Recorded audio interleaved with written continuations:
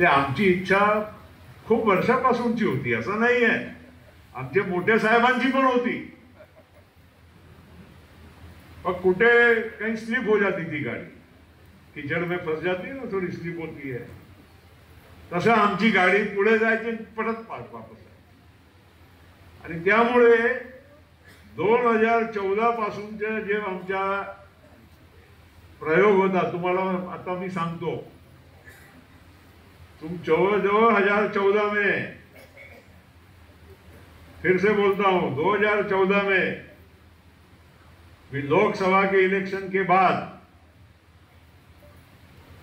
वरचा आमचा ठरला होता की आपण आम्ही काँग्रेसचा साथ सोडायचा आणि तुम्ही शिवसेना साथ. आताची शिवसेना नाही, पूर्वीची. आणि त्या हिशोबाने विधानसभेची इलेक्शन चारही पक्ष वेगवेगळे लढले, नाहीतर दोन होते ना, शिवसेना, बीजेपी, काँग्रेस, राष्ट्रवादी. चारही पक्ष वेगळे लढले. आणि त्यामुळे एक नवीन चित्र महाराष्ट्रामध्ये तयार झालं. पण त्यानंतरच्या काळामध्ये असं ठरला होता की आपण काही दिवस वेगळे राहू आणि नंतर एक हो. कारण तुम्ही शिवसेनाची साथ सोडली होती, आम्ही काँग्रेसची सोडली होती. तुम्हाला आठवत असेल, तुमचा नंबर 122 होता ते 26 होता, काही होता 122.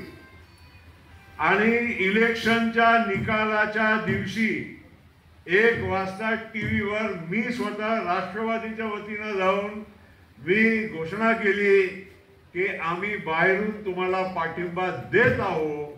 हरिभाऊ बागडे तुमचे स्पीकर निवडून आले, ते आमच्या सहकार्यांनी निवडून आले.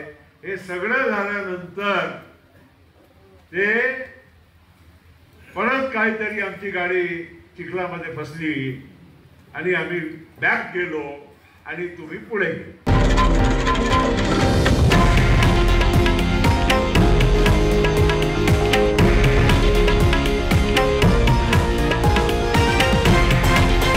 हे आहे देशातील नंबर 1 न्यूज नेटवर्क आणि आपण पाहत आहात TV9 मराठी, एकमेव.